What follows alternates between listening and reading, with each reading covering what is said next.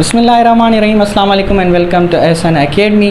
और आज हम डिस्कस करेंगे क्यूब और क्यूब रूट को। ये दोनों टॉपिक्स आज हम डिस्कस करेंगे क्योंकि ये रिलेटिव टॉपिक्स भी हैं। आपकी बात और ज़्यादा क्लियर हो जाएगी कि क्यूब क्या होता है और क्यूब रूट क्या होता है। जैसे कि हमने पहले डिस्कस किया था स्क्वायर के बारे में, ठीक है। अगर आपको स्क्वायर की बात जो है सही समझ में आई थी तो आज आपको क्यूब और ज़्यादा समझ में आएगा, क्योंकि ये दोनों आपस में एक ही सिमिलर जो है ना डेफिनेशन को फॉलो करते हैं। थोड़ा सा डिफरेंस है, कौन सा है आइए डिस्कस करते हैं। जैसे लेट सपोज मैंने आपको स्क्वायर में बताया था कि when a number is multiplied by itself, जब हम किसी नंबर को उसके साथ मतलब उसके अपने आप के साथ इटसेल्फ जो मल्टीप्लाई करते हैं तो वो उसका हो जाता है स्क्वायर, ठीक है। जब आप किसी भी नंबर को अपने आप के साथ मल्टीप्लाई करेंगे तो वो क्या हो जाएगा, आपका स्क्वायर हो जाएगा।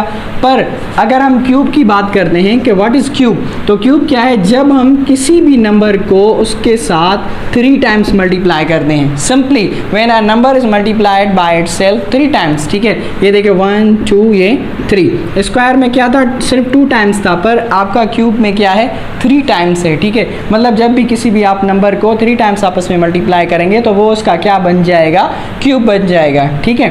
तो यहाँ क्या लिखेंगे, n पे पावर 3। n कोई भी नंबर हो सकता है, आपका कोई भी एक्सप्रेशन भी हो सकता है, कोई भी नंबर भी हो सकता है, ठीक है।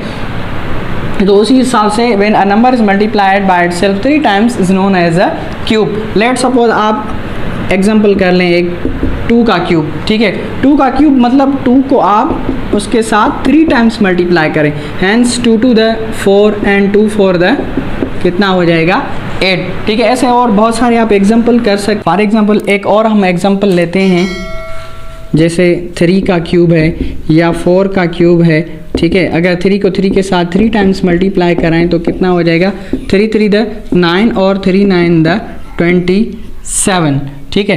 तो इसी हिसाब से 4 पे अगर क्यूब है तो अब 4 को 4 के साथ 3 टाइम्स मल्टीप्लाई करें तो 4 4 द 16 और 4 16 द कितना हो जाएगा 64। ये हो गया आपका क्यूब। अभी हम इससे रिलेटेड टॉपिक एक करेंगे, क्यूब रूट, ठीक है। क्यूब रूट क्या होता है, अगेन मैं आपको एग्जांपल देता हूँ। जैसे हमने स्क्वायर में आपको बताया कि स्क्वायर जैसे है ना कनेक्टिव है इसके साथ क्यूब के साथ, इसी तरह स्क्वायर रूट भी थोड़ा रिलेटिव है किसके साथ, क्यूब रूट के साथ, ठीक है। जैसे हमने स्क्वायर में पढ़ा था कि अगर 2 का स्क्वायर 4 है तो 4 का जो स्क्वायर रूट होगा वो 2 होगा। सिमिलरली है, सेम चीज़ें यहाँ भी होंगी। फॉर एग्जांपल कैसे, जैसे मैंने पहले यहाँ एग्जांपल किए भी हैं वो वहीं से ही मैं आपको जो है ना करके दिखाता हूँ। लेट सपोज हमें 64 का जो है क्यूब रूट निकालना है तो हम कैसे निकालेंगे। लेट सपोज ये देखें 64 है, हमें इसका क्यूब रूट निकालना है। देखें इसके 2 मेथड हैं, आप लॉन्ग डिवीजन मेथड पे भी कर सकते हैं, आप बाय प्राइम फैक्टराइजेशन मेथड भी कर सकते हैं। लेट सपोज मैं आपको प्राइम फैक्टराइजेशन मेथड पे करके दिखाता हूँ, ठीक है।